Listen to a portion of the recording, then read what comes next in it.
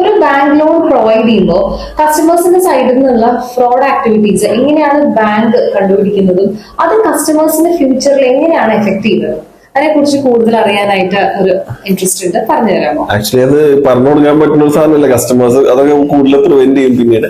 But എന്നിരുന്നാലും ഞാൻ പറഞ്ഞുതരാം നമുക്ക് എങ്ങനെയാണ് ചെയ്യാൻ പറ്റുന്നത്. ചെയ്യുന്നത് ചെയ്യാൻ ബാങ്കിന് ഒരു റിസ്ക് കൺട്രോൾ യൂണിറ്റ് ഉണ്ട്, RCU എന്ന് പറയും. നിങ്ങൾ തരുന്ന ഡോക്യുമെന്റ് പ്രിലിമിനറി സ്ക്രീനിങ്ങിൽ അത് കഴിഞ്ഞിട്ട് RCUവിന് പോകും.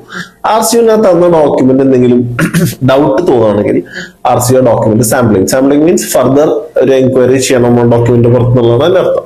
അവരത് ചെയ്തിട്ട് ആ റിപ്പോർട്ട് പോസിറ്റീവ് ആണെങ്കിൽ നമുക്ക് RCU റിപ്പോർട്ട് പോസിറ്റീവ് ആണെങ്കിൽ നമുക്ക് ഡിസ്പോസ് കുഴപ്പമില്ല, നെഗറ്റീവ് ആണെങ്കിൽ നമുക്ക് അത് അൺഡിസ്പോസ് ചെയ്യാൻ പറ്റില്ല. ഇവൻ 50 ലക്ഷം അപ്രൂവ് ആയ കേസാണെങ്കിൽ പോലും RCU റിപ്പോർട്ട് പ്രശ്നമാണെങ്കിൽ നമുക്ക് കൊടുക്കാൻ പറ്റില്ല.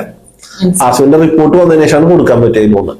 അതായത് credit manager recommended four RCU verification recommend ചെയ്യും. ഒരു ഡൗട്ട് തോന്നുന്ന കേസിൽ RCU അതിന്റെ ഫർദർ ആയിട്ടുള്ള റെക്കമെൻഡേഷൻ അല്ലെങ്കിൽ അവരുടെ കൂടുതൽ കാര്യങ്ങളിൽ ഡീറ്റെയിൽസ് പോയി എടുത്തതിൽ അതിന്റെ സത്യാവസ്ഥ നിജസ്ഥിതി അവർ വെളിപ്പെടുത്തും.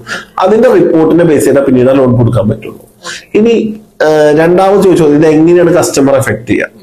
ഒരു ഫ്രോഡ് ആക്ടിവിറ്റി കസ്റ്റമർ ഭാഗത്ത് ഉണ്ടായിക്കഴിഞ്ഞാൽ ഇന്ന് ബാങ്ക് ഉപയോഗിക്കുന്ന ചില അപ്ലിക്കേഷൻസ് ഉണ്ട്, അതിന്റെ പേര് പറയുന്നില്ല, അങ്ങനെ കുറച്ച് ആ അപ്ലിക്കേഷൻസിലേക്ക് നിങ്ങളുടെ ഓൾറെഡി നിങ്ങളൊരു ഫ്രോഡ് ആക്ടിവിറ്റി കമ്മിറ്റ് ചെയ്തിട്ട് നിങ്ങളുടെ പേര് അതിലേക്ക് കൊടുക്കും. നാളെ നിങ്ങളൊരു ലോണിന് അപ്ലൈ ചെയ്യാൻ സ്ട്രേറ്റ് അവേ നിങ്ങൾക്ക് റിജക്ഷൻ വരാൻ കാരണമായിരിക്കും.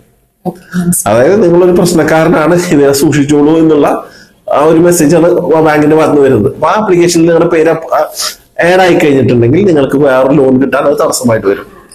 അതുകൊണ്ട് തന്നെ വളരെ ജെനുവിൻ ആയിട്ടുള്ള ഡീറ്റെയിൽസ് ആണ് കൊടുക്കേണ്ടത് ബാങ്കിലേക്ക്. അതെ, ഓക്കെ. അപ്പൊ ഇത് നിങ്ങൾക്ക് എല്ലാവർക്കും ഉപകാരപ്പെടും. കാരണം എന്ന് വെച്ച് കഴിഞ്ഞാൽ ഭാവിയിൽ ഒരു ഫണ്ടിങ്ങിന് വേണ്ടിയിട്ട് ബാങ്കുകളെ അപ്രോച്ച് ചെയ്യുന്ന സമയത്ത് ശ്രദ്ധിക്കേണ്ട കാര്യങ്ങളാണ്. ഇതുപോലെ കൂടുതൽ അറിയാനായിട്ട് ഫോളോ ചെയ്യുക, സബ്സ്ക്രൈബ് ചെയ്യുക, അതുപോലെ മാക്സിമം വീഡിയോ ഷെയർ ചെയ്യുക. ഇനി കൂടുതൽ അറിയാനായി താഴെ അറ്റാച്ച് ചെയ്തിരിക്കുന്ന കോൺടാക്ട് നമ്പറിലേക്ക് കോൾ ചെയ്യുക. Thank you.